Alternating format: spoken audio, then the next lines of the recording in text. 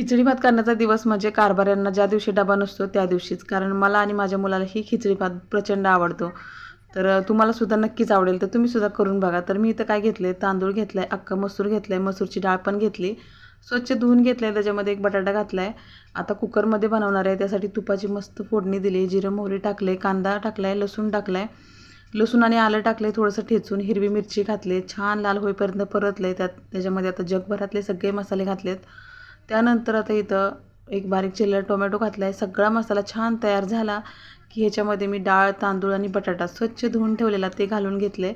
परत चांगले एक 3-4 मिनटं व्यवस्थित मिक्स करून घेतल्यानंतर आता ह्याच्यामध्ये चवीनुसार मीठ आणि आवश्यकतेनुसार पाणी घातलेलं आहे. भरपूर अशी कोथिंबीर घालून झाकण लावायचं आणि मस्त बारीक गॅसवरती एकच शिट्टी करायची. वरतून थोडंसं तूप घालायचं, म्हणजे खिचडी भात छान असा मोकळा होतो आणि तयार झाला आहे मस्त असा खिचडी भात. चला मग, रेसिपी आवडली असेल तर जरूर लाईक करा, नंतरच पुढे जा. बाय.